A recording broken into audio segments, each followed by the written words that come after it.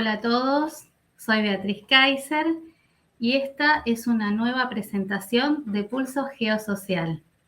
Hoy vamos a hablar de un aspecto de la guerra que muchas veces queda fuera del análisis más inmediato. Cuando pensamos en una guerra solemos imaginar mapas, tropas, armamento, frentes de batalla, negociaciones o ataques. Pero una guerra no destruye solamente infraestructura militar, destruye también las condiciones de vida de una sociedad. Cuando un país se rompe, se alteran el trabajo, la escuela, la salud, la seguridad cotidiana, la moneda, el abastecimiento y la posibilidad misma de proyectar un futuro. Y cuando eso ocurre, una parte de la población queda atrapada en el territorio destruido, otra se desplaza dentro del país y otra, la que puede, intenta cruzar fronteras para sobrevivir. Por eso, hoy queremos mirar la guerra no solo como un conflicto militar, sino como un proceso que reorganiza sociedades enteras, produce desplazamientos humanos, modifica fronteras, cambia presupuestos, transforma la opinión pública y expone contradicciones profundas en los países que participan, directa o indirectamente, de esos conflictos. Libia es un caso muy claro para empezar esta conversación. La guerra de 2011 no inventó las migraciones hacia Europa, pero sí rompió un dique estatal. Después de la caída de Muammar Gaddafi, Libia dejó de funcionar como un Estado capaz de controlar su territorio, sus costas y sus fronteras, y se convirtió en uno de los principales corredores de tránsito hacia el Mediterráneo. A partir de ahí aparece una pregunta que atraviesa todo este episodio. ¿Qué pasa cuando Europa participa en la destrucción o desestabilización de países al otro lado del Mediterráneo y después intenta tratar las consecuencias migratorias como si fueran un problema externo, técnico o meramente policial? Como siempre, tengo la compañía de Ivonne Ramírez para analizar este tema. ¿Cómo estás, Ivonne? Muchas gracias por acompañarnos nuevamente en este nuevo episodio de Pulso Geosocial. Hola Beatriz, ¿cómo estás? Como siempre, un placer estar acá con vos. Muchas gracias por mantener activo este espacio. Gracias, Ivonne. Bueno, Ivonne, cuando se habla de guerra generalmente se piensa en el frente militar, pero vos venís planteando que la guerra también reorganiza la vida social. Para empezar, ¿qué significa mirar una guerra desde una perspectiva geosocial y no solamente militar? Bueno, esa es la parte, digamos, del análisis que más me gusta, ¿no? Porque creo que deja mucho y siempre está fuera de foco de los grandes análisis, principalmente en los grandes medios hegemónicos de comunicación. Porque mirar la guerra desde una perspectiva geosocial, tal como dice el programa, es dejar de fijar, ¿no? Mantener el foco solo en quien avanza sobre el mapa y empezar a mirar qué le pasa a la gente que queda dentro de este mapa. Fíjense que cuando uno lo ve estratégicamente, ahora son pantallas digitales, pero antes uno tenía esta visión de una estrategia de guerra con el mapa sobre la mesa, los armamentos, la distribución, pero bueno, la población quedaba un poco aparte, ¿no? Y esto, el frente de la guerra, por supuesto, es lo que más sale en las noticias, pero mientras esto ocupa de alguna manera la pantalla, la guerra está haciendo otra cosa, ¿no? Mucho más lenta, menos visible, que es desarmar la forma en que una comunidad o una sociedad se organiza para vivir. Voy a darte unos ejemplos concretos para que se pueda entender a dónde yo quiero llegar. Por ejemplo, en Siria, ¿no? El control del agua en aquel entonces se volvió un arma de guerra, porque cortar el suministro a una ciudad de agua, a una ciudad sitiada, como pasó en Alepo, y no, yo diría, ¿es un daño colateral? Sí, pero también es una estrategia deliberada para forzar, ¿no?, una rendición sin disparar un tiro. Y lo mismo pasó con la electricidad durante el sitio de Sarajevo en los años 90. O sea, un servicio básico se convierte en moneda de negociación entre la vida y la muerte de una ciudad completa, ¿no? Otro ejemplo que muchos lo tienen un poco más cerca es cuando un Estado pierde control de partes de su territorio, la tierra que antes era comunal, campesina o directamente tendría un propietario privado, cambia de dueño bajo presión. Y muchas veces no vuelve atrás, ni después de firmada la guerra. ¿Ah? Eh, hay varios casos acá en nuestra región que podríamos citar, pero también no hablo de una guerra, de un conflicto armado que también sería interesante abordar en otros momentos. Pero lo que queda claro, ¿no?, como punto central es que la violencia, la guerra en sí, no busca solamente ganar el territorio, busca quedar con la forma en que la gente produce, cómo la gente cuida a sus hijos, cómo la gente se organiza para sobrevivir. Eso es lo que cambia cuando llega la guerra. No cambia solo quién gobierna, sino cómo se vive el día a día. Tomemos el caso de Libia, ¿no? Muchas veces se recuerda la intervención de 2011 como un episodio más dentro de la llamada Primavera Árabe, pero sus consecuencias fueron mucho más profundas. ¿Qué cambió en Libia después de la caída de Gaddafi y por qué ese país terminó convertido en un corredor migratorio hacia Europa? Bueno, ese es un punto muy interesante para uno ver cómo operan las grandes potencias, las élites y cuando hay estos intereses extranjeros, ¿no? Porque antes del 2011, Libia no era un país de paso, ¿sí? Sino que era un país de destino. La gente iba a Libia, ¿sí? La gente iba a Libia y según las propias cifras de las autoridades libias, reportaron antes del 2011 que a la Unión Europea, creo que fue en el 2004, ¿sí?, que el país empleaba, o sea, Libia empleaba a unos 2 millones de trabajadores extranjeros. En su mayoría eran subsaharianos y del mundo árabe, ¿no? Y tenía una economía sostenida por la renta petrolera. Hacia el 2011, Libia tenía la esperanza de vida más alta de toda África continental, 77 años. O sea, ese estado funcionaba como empleador regional y como ancla de estabilidad en el norte de África. Bueno, después vimos la intervención de la OTAN ese año, no derrubó una dictadura, como dijeron, ¿no?, sino que pulverizó, destruyó junto con Gaddafi todo este entramado. ¿Ok? Entonces, el resultado fue que el monopolio de la fuerza que tenía en aquel entonces Gaddafi se fragmentó entre milicias tribales, grupos yihadistas, gobiernos paralelos instalados en Trípoli y Tobruk, y ninguno logró reconstruir jamás la autoridad centralizada que existía antes del 2011. Y la consecuencia más inmediata fue humana y masiva, porque para fines del 2011, cerca de 800.000 trabajadores extranjeros habían ya huido del país, ¿no? Y según la misma Organización Internacional para las Migraciones, estas cifras son las oficiales, ¿sí? Entonces, aquellos que quedaron atrapados sin protección estatal ni fronteras seguras por donde salir, pasaron a depender de las redes de contrabando, ¿no?, que descubrieron que el tráfico de personas hacia el Mediterráneo era mucho más rentable y menos riesgoso que de armas o de petróleos. Y Europa más tarde convirtió a esta Libia fragmentada, ya destruida en su frontera, ya destruida, la convirtió en su frontera exterior de facto. O sea, financió guardacostas ligados a estas mismas milicias, ¿sí?, divididas que quedaron en el país.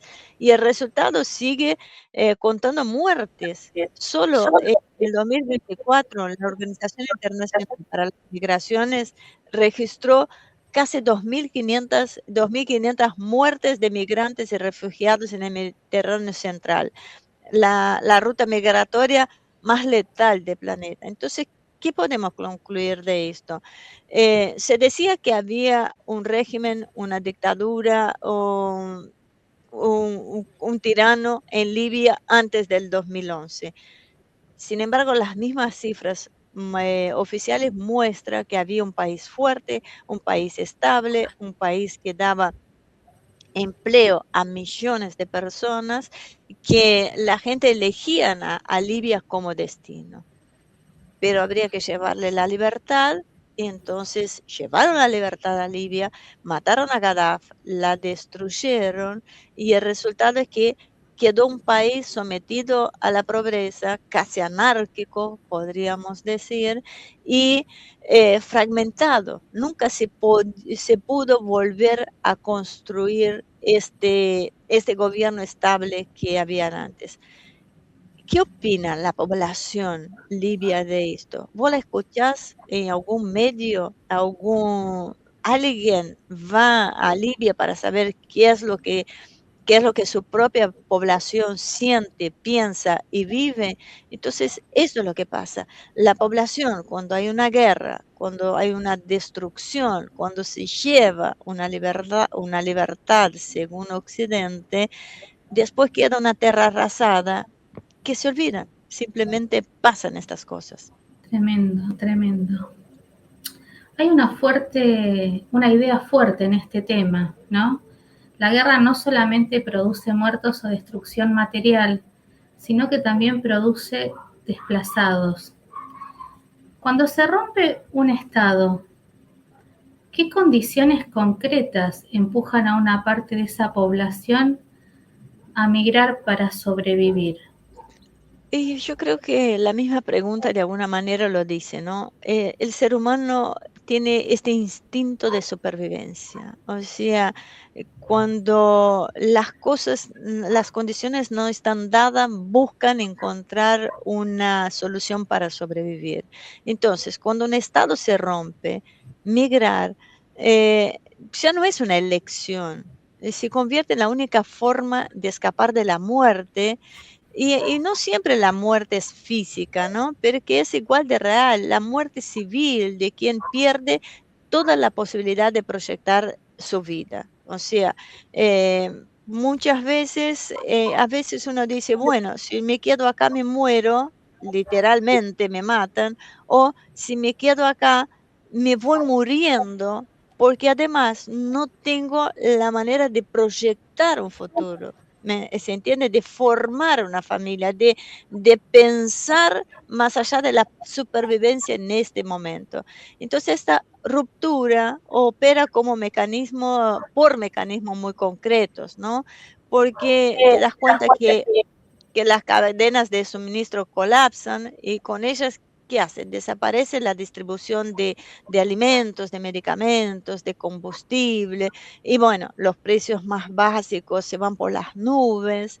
Entonces, con esta perspectiva, ninguna familia puede sostenerse, no se puede proyectar familia, ni hablar cuando no hay policías, no hay tribunales funcionando, hay una anarquía total. Entonces la población queda expuesta a estas milicias, a estos grupos, ¿no?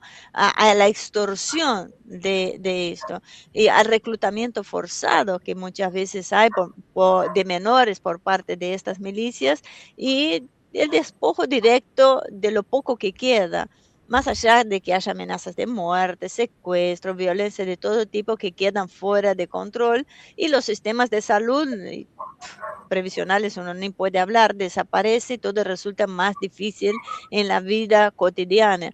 Y si a eso sumamos el colapso económico que no distingue las clases, porque también es una realidad, hacemos un cóctel que lleva a la gente a quedar sin opciones en su país. Entonces, que por eso se arriesgan a estas travesías que llevan a la muerte.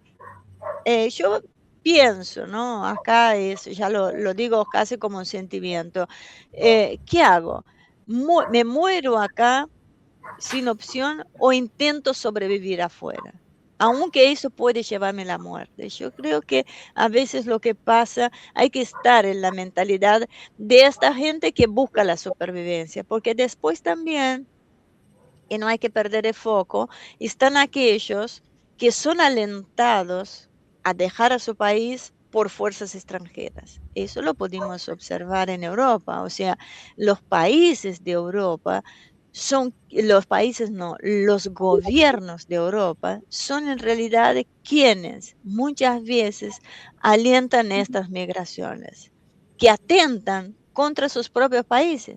Tenemos ejemplos muy claros porque una migración masiva, sin control, sin dirección, sin educación, hace que su propia población sufra, se diluya y crea enemigos dentro del propio país. Es un tema muy, muy complejo y que debemos prestar realmente mucha atención. Sí, realmente a nosotros quizás en esta región nos resulta difícil y por eso es importante este tipo de análisis, comprender la verdadera magnitud de lo que significan esas migraciones, porque en nuestra región las migraciones no tienen esa característica tan triste, ¿no? Tan Sí, profunda. porque la migración regional o la migración que, vamos parte por Argentina. Argentina es un país que realmente ha recibido a los inmigrantes con los brazos abiertos, ¿sí? No solo eso, sino que le han dado los mismos derechos que todos los ciudadanos. Y de hecho hay muchos migrantes que ayudaron de alguna manera a forjar el carácter de la Argentina. La migración asiática, que la conozco muy de cerca, es una migración que es un pueblo, en general, digo asiática porque puedo nombrar la china, la coreana, las diferentes migraciones asiáticas, la rusa que recibió Argentina, en su gran mayoría, ellos reconocen lo que dio el país, reconocen a la misma migración italiana que puso el hombro, que ayudó, que quería una Argentina pujante, una Argentina, porque ellos se reconocían como huidos de una guerra y un país donde lo recibían, donde le daban las condiciones, donde le daban la posibilidad de esto, y ellos reconocen su obligación hacia el país. Pero yo lo noto que muchas veces pasa con las olas migratorias de los últimos tiempos a la Argentina, donde se le abrió los brazos, se le dieron todos los derechos, pero no se les dijo las obligaciones que tenían los migrantes latinoamericanos. Entonces, mucho lo que está sucediendo en este momento, y quizás más de uno me va a matar por el comentario en el programa, es que se olvidan que cuando uno migra a un país tiene derechos y obligaciones, ¿me entendés? Y a veces se olvida de las obligaciones. ¿Cuáles son las obligaciones de un migrante? Respetar la cultura del país, Totalmente. convivir, convivir en armonía, se puede integrar, o sea, poder preservar tus raíces, podés preservar tus tradiciones y tus costumbres, pero no podés encerrarte o querer imponer, ¿sí?, tus costumbres al país donde vos migras. Tiene que haber como una armonía, una convivencia, una fusión si se quiere, porque en definitiva vos podés mantener la tuya, aceptar la otra y también canalizar para que haya una fusión, porque en algún momento te vas a casar con alguien de este país, excepto aquellas comunidades muy cerradas que ya conocemos, vas a querer integrar, ¿no?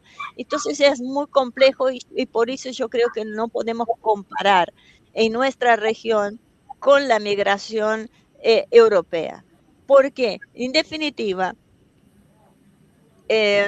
¿a quién podría decir? El Occidente, Estados Unidos, llámese Estados Unidos, Israel, Inglaterra o el Occidente colectivo, provoca las guerras en determinados puntos, Europa destruye sus propias tradiciones, su propia cultura, los neutraliza, y estos gobiernos europeos son los que alientan esta migración.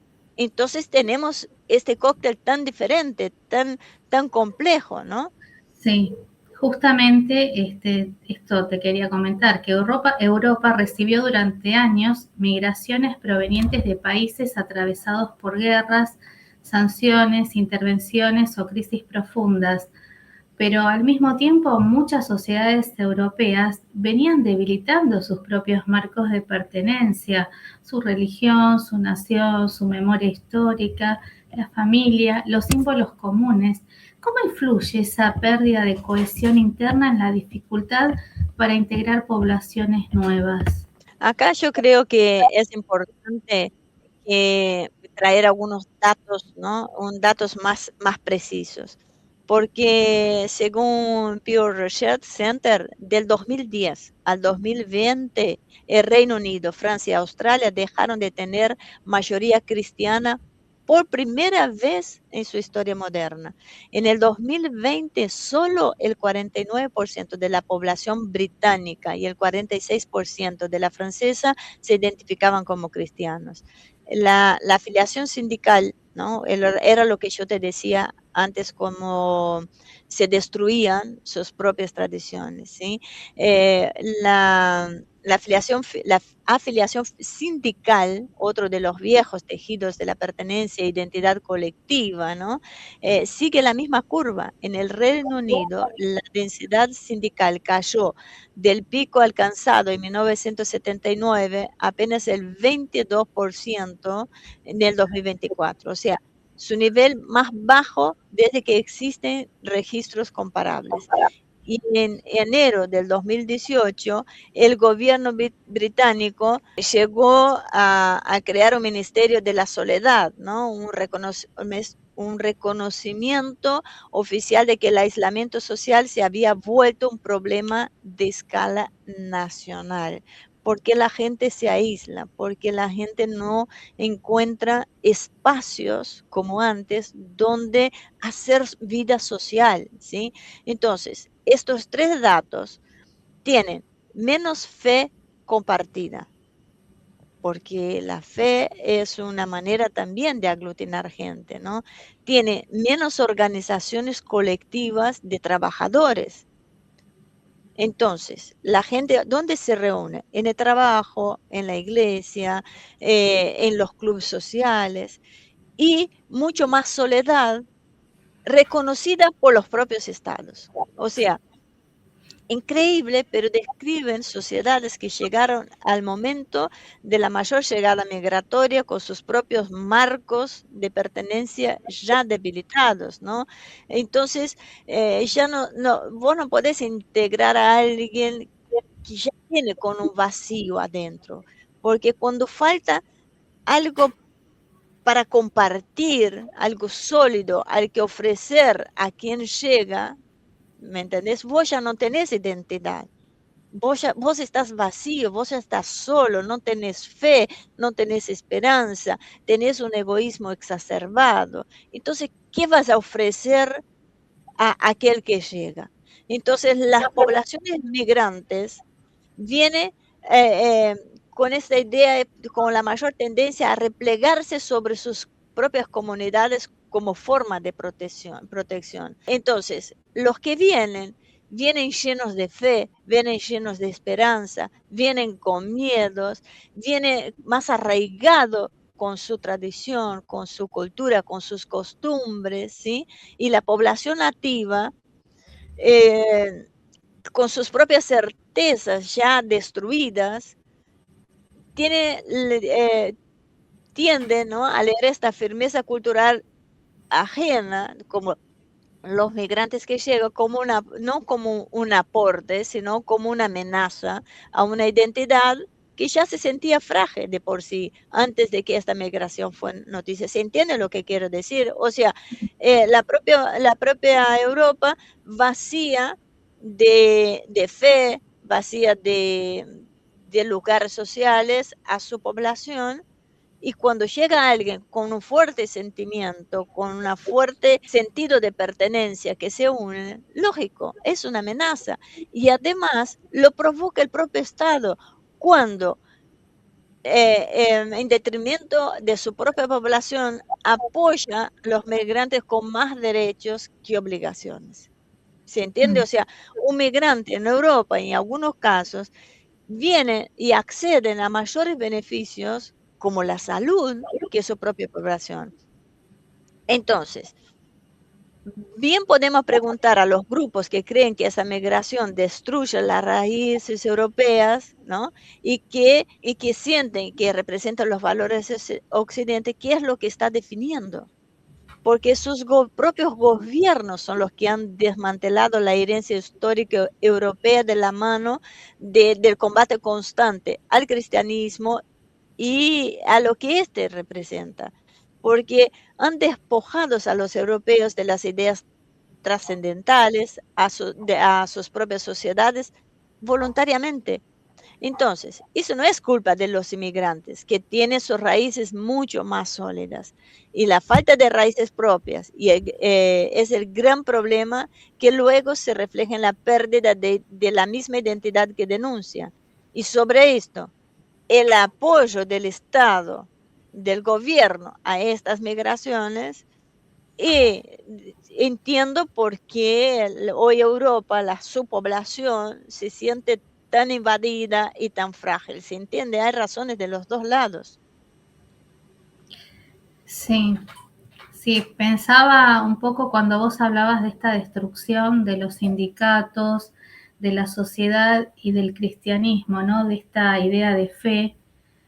Pensaba un poco en la Rerum Novarum, ¿no? Que en su comienzo, o cuando surge, mejor dicho, justamente a partir de ahí es donde surge el concepto de comunidad organizada, surgen los primeros sindicatos, que eran los sindicatos católicos, justamente Claro. para que se organicen los trabajadores, y surgen también las primeras universidades católicas que justamente tenían como fin formar a los hijos de esos trabajadores para que pudieran tener representación en los ámbitos donde se toman decisiones como pueden ser los parlamentos.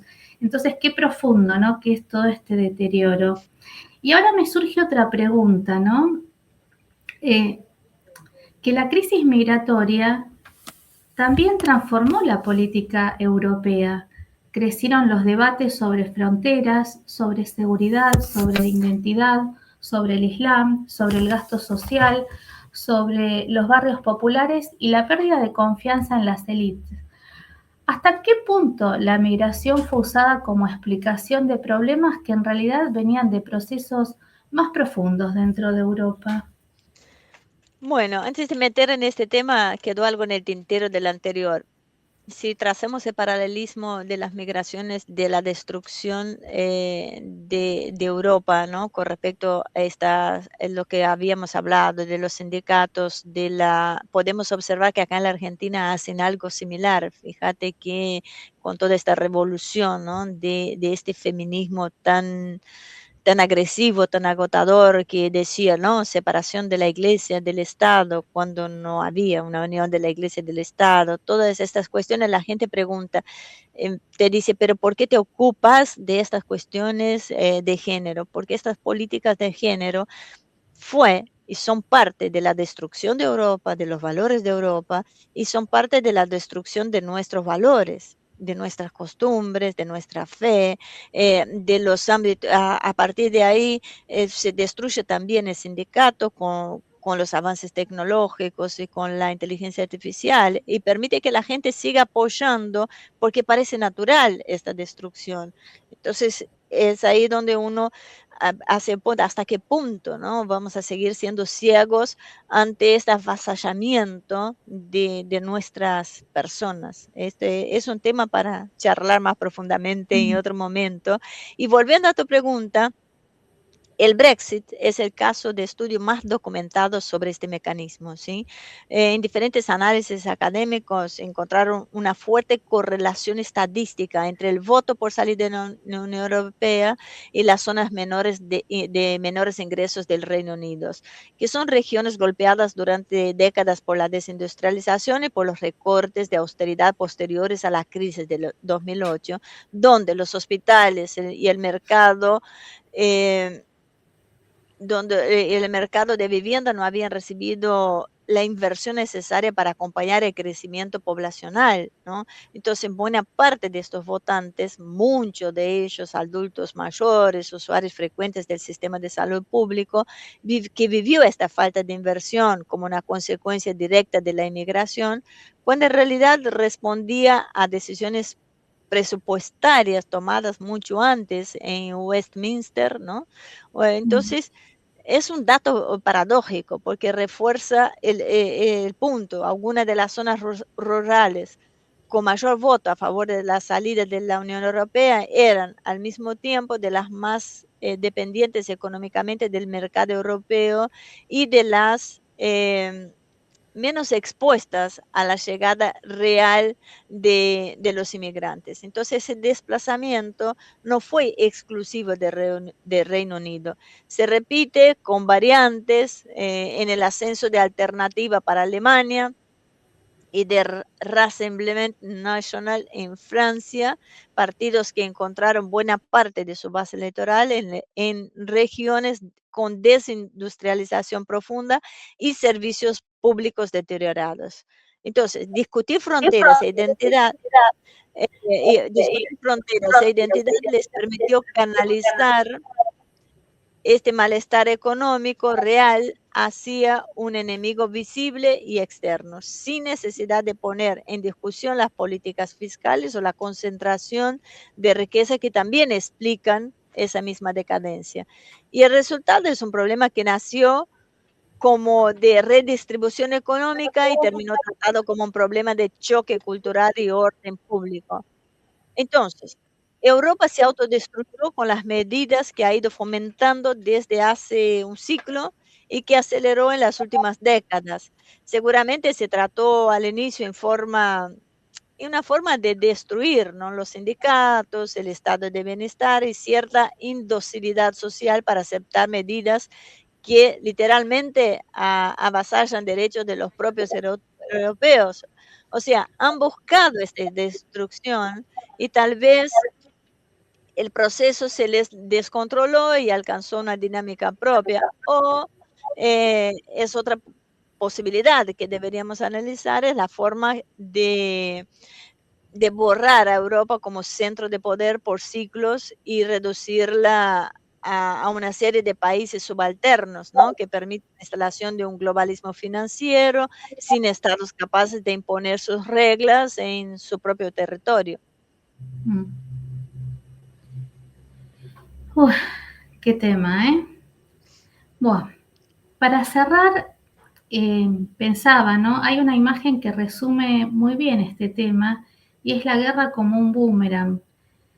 Europa creyó durante años que podía intervenir, sancionar, bombardear, financiar conflictos o reconocer cambios de régimen lejos de sus fronteras. Pero después muchas de esas consecuencias volvieron como migración, como polarización interna, como militarización de fronteras y como crisis social. ¿Qué enseñanza deja este proceso, Ivonne, para este mundo en el que nos toca estar? Bueno, yo creo que Libia resume el boomerang mejor que cualquier otra metáfora, ¿sí? Un país, como te dije antes, con la esperanza de vida más alta de África, se convirtió, tras una intervención militar, en la principal puerta de entrada de la ruta migratoria más mortífera del mundo, con miles, pero miles de muertes en el Mediterráneo que hoy Europa gestiona, controla, financiando a las mismas milicias que fragmentaron este estado. Colombia y Venezuela, la otra cara, ¿no? Décadas de conflicto interno, de colapso económico que empujaron a millones de personas a cruzar fronteras, generando presiones migratorias que hoy también se sienten en España, en Estados Unidos. Y el propio Brexit demuestra que ese boomerang no distingue entre norte y sur. Una sociedad europea con su propia cohesión debilitada canalizó su malestar económico real hacia la migración y terminó pagando ese desplazamiento como una salida de la Unión Europea que, según la mayoría de los análisis económicos posteriores, profundizó exactamente los problemas. El empleo, inversión, servicios públicos, que decía que querían resolver. Entonces, la lección de fondo es que ninguna de estas crisis se queda contenida en su lugar de origen.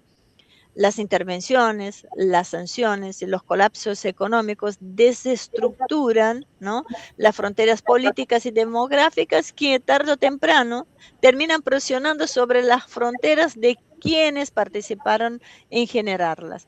O sea, no hay manera de sostener estabilidad y bienestar en un lugar del mundo apoyándose en el caos estructural del otro.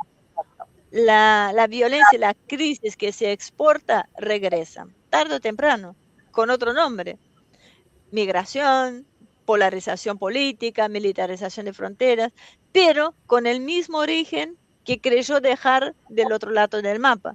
¿Se entiende? Clarísimo. Bueno, Ivonne, muchísimas gracias por tu excelente análisis. Muchísimas gracias por acompañarnos en esta nueva edición de Pulso Geosocial. Hoy hablamos de la guerra desde un lugar distinto, no solo como enfrentamiento militar, sino como una fuerza que desordena los países, desplaza las poblaciones, transforma las fronteras y cambia la vida interna de las sociedades que muchas veces creen mirar esos conflictos desde lejos. Libia muestra con claridad este proceso. Cuando un Estado se rompe, la sociedad no desaparece, se muere. Y cuando millones de personas se mueven, las consecuencias de la guerra dejan de estar contenidas en el territorio donde empezó el conflicto. Gracias a todos por estar del otro lado. Gracias, Ivonne. Muchas gracias, Beatriz. Nos estamos viendo. Muchísimas gracias y nos reencontraremos en una próxima edición de Pulso Geosocial.